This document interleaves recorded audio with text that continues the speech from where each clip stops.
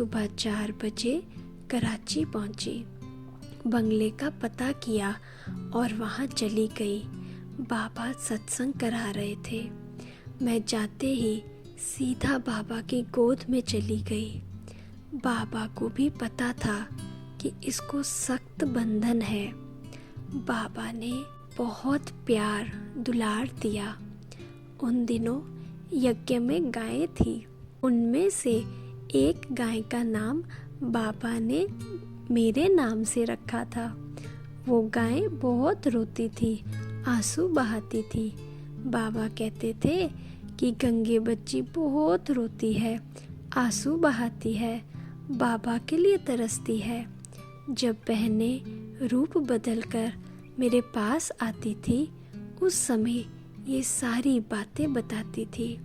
मैं वहाँ पहुँच तो गई, लेकिन उस समय ओम मंडली पर दफ़ा 140 लगा हुआ था।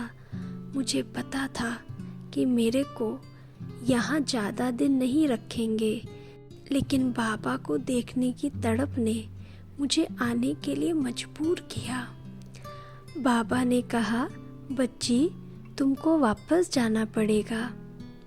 मैंने हाँ कह दिया, क्योंकि मैं नहीं चाहती थी कि मेरे कारण ओम मंडली पर कोई कलंक आए। बाबा से मिलने की तीव्र इच्छा थी। मिल गई। मुझे ये भी पता था कि यहाँ से जाने के बाद मेरे पर और ही सख्त बंधन डालेंगे। भाई ने मुझे थोड़ी आज़ादी दिलाई थी, तो मैं भागकर यहाँ आई थी। उनको बुरा ज़रूर लगा कि मुझे धोखा दिया। मैं घर लौटी।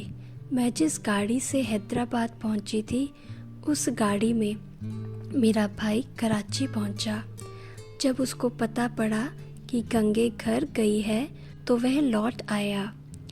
जैसे ही मैं घर पहुंची, तो घर वालों ने मूक जानवरों की तरह जंजीरों में बांध दिया।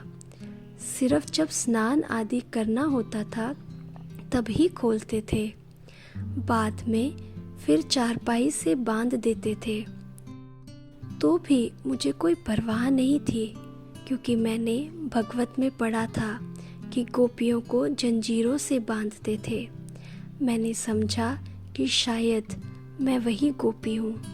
मेरा पाठ ऐसा ही चलता रहा। कुछ दिनों के बाद मेरी बहन विदेश से आई। मेरी ये हालत देखकर वह सहन नहीं कर पाई। उसने मेरे ताले तोड़े और जंजीरें निकाली। मैंने उससे कहा कि मैं आपके साथ विदेश चलूँगी और आपके साथ रहूँगी। उसको भी मेरी बात सही लगी। 2 मास तक मेरा पाठ ऐसा चला कि ना मुरली सुनी, ना किसी से मिली जुली। आप सोच सकते हैं कि मैं कैसे रह पाई होंगी। लेकिन सूक्ष्म में बुद्धि बाबा के पास और साथ थी। बाबा मुझे बहलाता था, हर्षाता था। इस तरह मेरा संघर्ष का पाठ खूब चला। मैं कभी हारी नहीं, घबराई नहीं। बाबा के साथ बुद्धि का अटूट संबंध था।